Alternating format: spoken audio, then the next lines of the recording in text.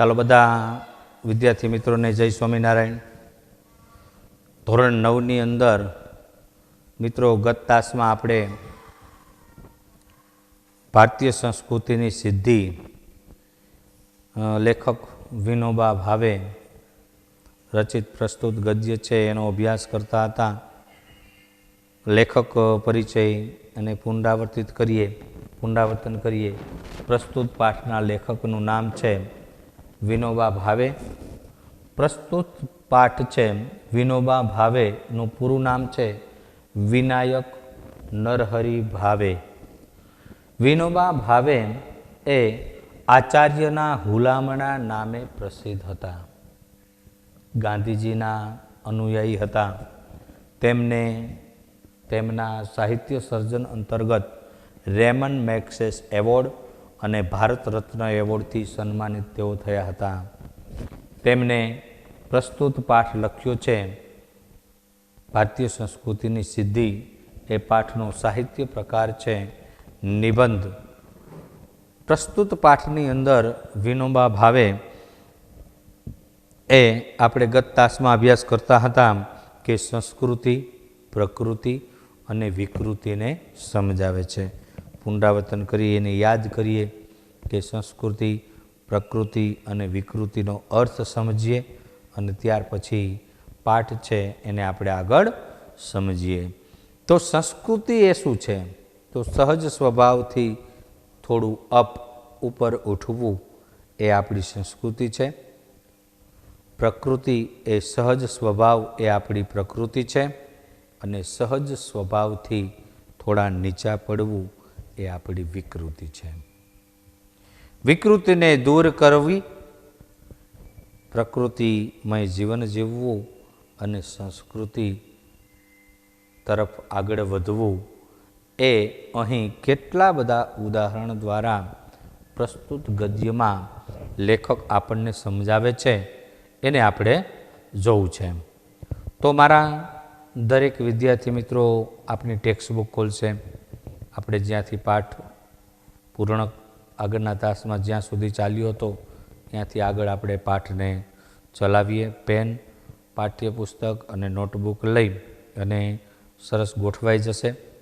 ચાલો આપણે પાઠ છે એને આગળ જોઈએ. મિત્રો છેલ્લે આપણે જોતા હતા કે ભૂખ લાગે અને આપણે ખાવું. ભૂખ લાગે અને આપણે ખાવું એ પ્રકૃતિ છે. ભૂખ લાગતી નથી અને છતાં ખાવું એ આપણી વિકૃતિ છે. વધારે ખાવું એ વિકૃતિ છે.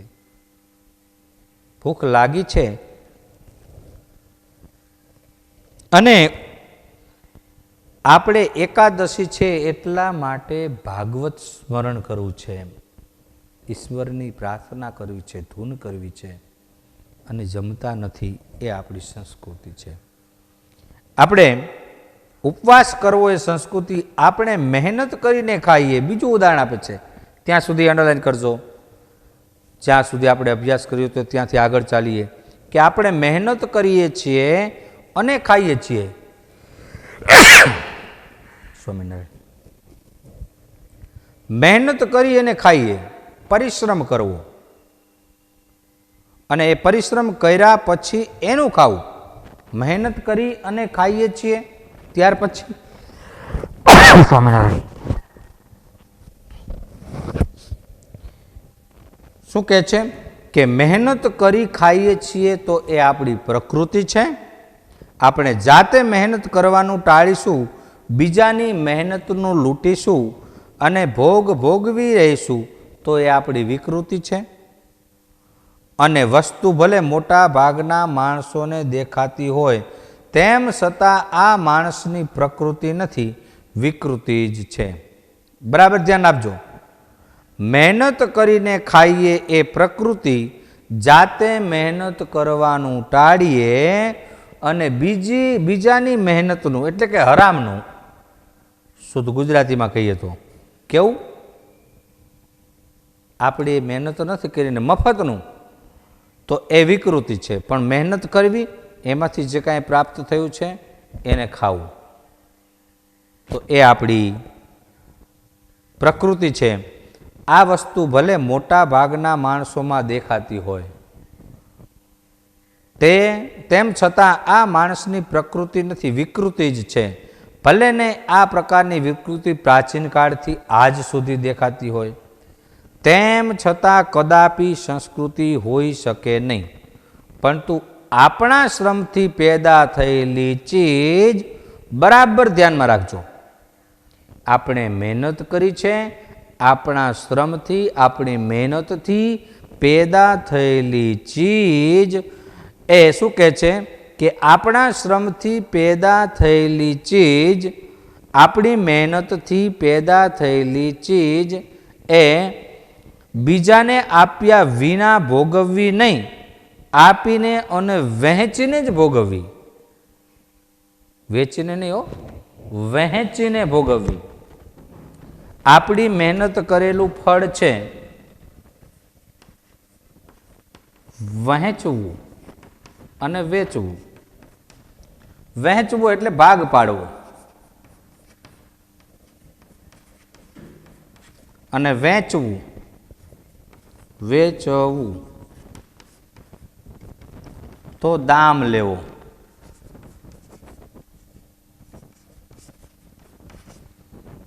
બદલામાં કોઈ વસ્તુ આપી અને એના પૈસા લેવા, એને વેચવું, અને ભાગ પાડવો એ વહેંચવું. આપણા શ્રમથી જે કાંઈ પ્રાપ્ત થાય છે એ એકલા ખાવું નહીં, ટૂંકમાં કહેવાની વાત છે બીજાને આપ્યા વિના ભોગવવી નહીં, અને આપીને અને વહેંચીને ભોગવવી. આ માણસની સંસ્કૃતિ છે. શું કહે છે? આપણા શ્રમથી પેદા થયેલું એ અન્ય સાથે, બીજા સાથે ભાગ પાડી વહેંચીને ખાવું એ આપણી સંસ્કૃતિ. માણસમાં આ અને પશુમાં ફરક છે. માણસમાં અને પશુમાં ફરક છે અને અંતર છે. વિદ્યાર્થી ભણતો હોય, અભ્યાસ કરતો હોય તો એને પણ સંસ્કૃતિ, પ્રકૃતિ ને વિકૃતિ એ સહજ રીતે સમજાય. વર્ગની અંદર ઘણા બધા બાળકો ભણતા હોય, અભ્યાસ કરતા હોય તો એમાં તફાવત જોવા મળે. અહીં જેમ લેખકે કીધું કે સંસ્કૃતિ, વિકૃતિ અને પ્રકૃતિ, તો અમુક બાળક એવો હોય કે ક્યારેય નાસ્તો ન લાવે અને જૂઠી કરીને ગમે તેનો નાસ્તો ખાઈ જાય, તો એની વિકૃતિ છે. અમુક બાળક એવો હોય કે કોઈનો નાસ્તો ખાવો પણ નહીં, કોઈને ખવડાવો પણ નહીં, પોતાનો નાસ્તો લાવ્યો છે એ બેઠા બેઠા એકલા ભૂખ લાગે ત્યારે ખાઈ લેવો, વળી પાછો મૂકી દેવો દફતરમાં. અને એક વિદ્યાર્થી એવો છે કે લાવેલો નાસ્તો એના 2-3 મિત્રોને બોલાવી અને ભાગ પાડી અને ખાય છે, તો એની સંસ્કૃતિ છે એકલા ન ખાવું. લે ખાતું થોડો એમ બીજાને ખવડાવીને ખાવું. ટૂંકમાં સમૂહમાં એ બીજાને ઉપયોગી થવું, બીજાને મદદરૂપ થવું, બીજાને આપવું, ભાગ પાડી અને ખાવું એ આપણી સંસ્કૃતિ છે. તો સંસ્કૃતિ, પ્રકૃતિ અને વિકૃતિ, તમે પણ વર્ગમાં અભ્યાસ કરો છો તો ઘણા બધા બાળકો ભારતીય સંસ્કૃતિ સમજે છે, એની અંદર સંસ્કૃતિ વિકસિત થઈ છે અને એ પ્રમાણે વર્ગમાં પણ એ અભ્યાસ કરે છે. હા, ક્યાંક અપવાદરૂપ એવું બાળક પણ હોય, મેં જેમ કહ્યું ને કે એ પ્રકૃતિ સહજ સ્વભાવવાળું પણ હોય અને ક્યાંક વિકૃતિવાળું પણ જોવા મળે. કોઈકનું પોતાનું એમ નામ દફતરમાં રાખે ને બીજાનું ખાઈ જવું, આવું પણ જોવા મળે. અને જરૂરિયાત કરતાં વધારે ખાવું, અક્રાંતિઓ, એવો પણ જોવા મળે. તો શું કહે છે આગળ કે માણસમાં અને પશુમાં ફરક છે, અંતર છે. આ અંતરને વધારવું. માણસ અને પશુ હે તો બંને પ્રાણી જ છે, એક માનવી છે ને એક પશુ છે. એ ખાય છે, ખોરાક લે છે, પાણી પીએ છે, હવા લે છે. આ માણસ એ ખોરાક લે, પાણી પીવે, હવા બધું લે છે. એને મગજ છે, આને મગજ હે, બધાને છે જ. એને ડચકારો કરે આઘું જાય, હોટી ઉગામે ભાગવા માંડે, ખબર નથી પડતી. આમ હોટી ઉગામે ખબર પડી જાય કે હમણાં એ હોટી મારશે, એટલે એને બીક લાગે. મગજ તો છે જ એને. પણ માણસ છે એમાં એની કરતાં પણ વિશેષ મગજ છે, પણ એનો ઉપયોગ કદાચ ક્યાંક અમુક અંશે ઓછો વધારે માત્રામાં થાય છે. સમજાય છે મારો કહેવાનો અર્થ મિત્રો? પ્રયત્ન કરજો. શું કહે છે કે માણસ અને પશુ વચ્ચેના અંતરને વધારવાની વાત વિનોબાજી કહે છે કે પશુપણામાંથી નીકળતા જઈને માણસપણા તરફ આગળ વધતા જવું તેને જ સંસ્કૃતિ વર્ધન કહે છે. ક્યાંક ક્યાંક જોવા મળતું પશુપણા જેવું જીવન, એમાંથી બહાર નીકળી અને માણસના જેવું જીવન જીવવું, એ તરફ આગળ વધવું, એ તરફ જવું, એ સંસ્કૃતિ વર્ધન છે. એ આપણી સંસ્કૃતિ છે. શું કહે છે આગળ? માણસ સુખ અને આનંદને શોધે છે. માણસ એક શોધે સુખને અને એક શોધે આનંદને. સુખ અને આનંદ ક્યાં મળે? એ ખરું, પરંતુ કયો આનંદ વિકૃત છે અને કયો પ્રાકૃત છે અને કયો સંસ્કૃત છે એનો ખ્યાલ રાખવો પડે. આનંદ બધે આવે, પણ કેવા પ્રકારનો આનંદ છે? પ્રાકૃત છે, વિકૃત છે કે સંસ્કૃત છે? હવે એનો ખ્યાલ રાખવો પડે. જે સુખ સૌને આનંદ આપી શકે તેવું હોય એ જ ખરું સુખ છે. એકને દુઃખ આપીને બીજાને આનંદ થાય તો એ સારું સુખ સારું નથી. પણ શું કહે છે કે સૌને આનંદ આપી શકે એવું હોય તો જ એ ખરું સુખ છે, અને એ જ સુસંસ્કૃત આનંદ છે. આનંદ કોને કહેવાય? ખરો આનંદ કોને કહેવાય? અન્યને સુખ આપે, બધાને સુખ આપે, એને સાચો આનંદ કહેવાય. આપણે સંસ્કૃતિ તરફ લઈ જાય એ જ સાચો આનંદ છે. અન્યને સુખ આપે છે, બધાને સુખ પ્રાપ્ત થાય છે, અને એ સંસ્કૃતિ તરફ લઈ જાય છે, એ જ ખરો આનંદ છે. એ જ મિત્રો સાચો આનંદ છે, અને એ જ સાચું સુખ છે, અને એ જ સુસંસ્કૃત આનંદ છે. અંડરલાઈન કરજો. શું કહે છે? માણસ સુખ અને આનંદને શોધે છે એ ખરું, અંડરલાઈન ત્યાંથી ચાલુ કરજો, પરંતુ કયો આનંદ વિકૃત છે, કયો આનંદ પ્રાકૃત છે અને કયો આનંદ સંસ્કૃત છે, તો લેખકે લખ્યું એ ખ્યાલ રાખવો પડે કે જે સુખ સૌને આપે. અંડરલાઈન ચાલુ રાખજો કે સુખ સૌને આનંદ આપી શકે એવું હોય એ જ ખરું સુખ છે. અંડરલાઈન ચાલુ રાખશે. સૌને આનંદ આપી શકે એ સાચું સુખ છે, અને એ જ સુસંસ્કૃત, ખૂબ જ સંસ્કૃતિમય અને સુસંસ્કૃત સારો આનંદ છે. ત્યાં સુધી અંડરલાઈન કરશે. આગળ કહે છે જે આનંદ આપણને સંસ્કૃતિ તરફ લઈ જાય એ જ આપણો સાચો આનંદ. આપણો સાચો આનંદ કયો? કે આપણને એ સંસ્કૃતિ તરફ લઈ જાય છે એ જ સાચો આનંદ. સંસ્કૃતિ તરફ લઈ જાય છે એ ખરો આનંદ છે. સાચી સંસ્કૃતિ છે. સાચી સંસ્કૃતિ, ખરો આનંદ. સંસ્કૃતિ તરફ લઈ જાય છે એ ખરો આનંદ છે. આગળ કહે છે સંસ્કૃતિ ક્યારેય ખરાબ નથી હોતી, વિકૃતિ જ ખરાબ હોય છે, અને પ્રકૃતિ આપણે ન ખરાબ કહી શકીએ કે ન સારી. પ્રકૃતિ રહી ને એને ખરાબે ન કહેવાય ને સારી પણ ન કહેવાય. સંસ્કૃતિ સારી છે ને વિકૃતિ ખરાબ છે, પણ પ્રકૃતિ મધ્યમાં છે. સારી કે ખરાબ એ કંઈ ન કહી શકાય. જેવી છે તેવી, જેવી છે તેવી એ સંસ્કૃતિ પ્રકૃતિ છે, પણ વિકૃતિ ખરાબ છે. સંસ્કૃતિ સારી છે, અને પ્રકૃતિ સારી અને ખરાબ બંને હોઈ શકે.